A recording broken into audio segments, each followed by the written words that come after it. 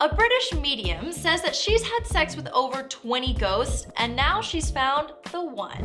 You're watching What's Trending. I'm Casey Spivey. Don't forget to like and subscribe for more social media news daily. Amethyst Realm is a medium who has been having supernatural affairs with ghosts, and now she's going to marry one. If you're a spiritual guidance counselor, you're used to this sort of thing. You open up channels to the other side.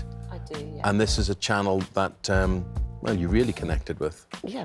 She says she's been dating the ghost for over 6 months. When I was over in Australia and I was taking a walk out in the bush and just suddenly it approached me. So why was this so personal? Why was the feeling different for you?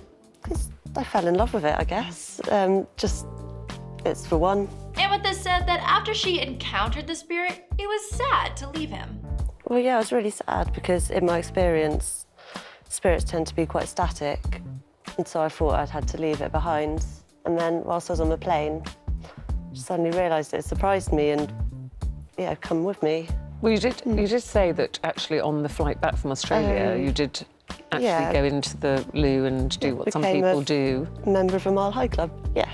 But this isn't the first time Amethyst has been intimate with ghosts. It all started in 2005 when she moved into a haunted house with her now ex-boyfriend. There was pressure on my thighs and breath on my neck.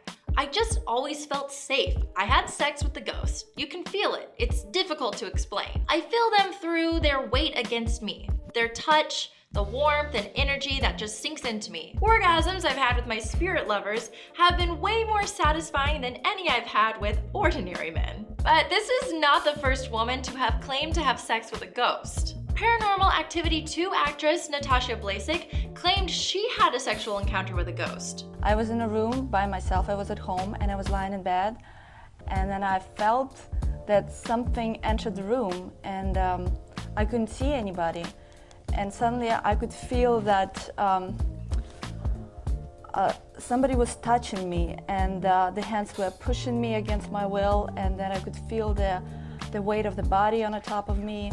My body was pushed in different directions. And first I was like very confused with all that, but then I just decided to relax, and it was really, really pleasurable. Kesha even told Ryan Seacrest that she's had a sexual encounter with a ghost. I've got a song called Supernatural. That song was about having sex with a ghost. I lived in this flop house at Rural Canyon, and there was this weird energy that lived there, and it progressed into this dark sexual spirit. It did scare me, but that's part of the fun of it. There's even a ghost sex expert. Her name is Patty Negree, and she claims to be the foremost expert in the field of spectrophilia, a fetish or condition where people display a strong sexual attraction to ghosts and spirits. So what happens if you experience a tantalizing ghost? Don't worry, Patty says that if you don't want it, you don't have to say yes. You have to claim your power. We all have the power to do it. You could just do it by physically, mentally, emotionally going, no, you have to leave. I claim my body, I claim my space, I claim my home. And in most cases, that really will work. Hear that? Just say no. Consent is sexy in the afterlife. Tales of ghost sex even go back to the medieval times, like with stories of succubus and incubus who would come upon men and women while they sleep. Okay, so maybe having sex with a ghost isn't that uncommon, but marrying one is. Amethyst claims that the spirit proposed to her at the Wookey Hole Caves tourist attraction in Somerset. Amethyst alleges that the question, "Will you marry me?" echoed throughout the cave. That's when it happened. There was no going down on one knee, he doesn't have knees, but for the first time, I heard him speak. Amethyst and her ghost fiancé plan to have a hand fastening ceremony, which is kind of like a wedding, but is more of a Wiccan and pagan spiritual ceremony, where the couple binds their hands together, symbolizing devotion to each other.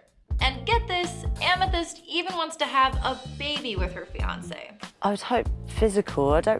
So I've been looking into phantom pregnancies, and I believe that a phantom pregnancy is actually a real pregnancy, but you have a phantom inside you rather than a human baby. Wait, did she say phantom pregnancy? Yeah, it's a thing. In 1990, Paul Paulman, a family practice physician and associate dean at the University of Nebraska College of Medicine, can still recall the details of a 30-year-old woman who had come into the hospital where Paulman worked.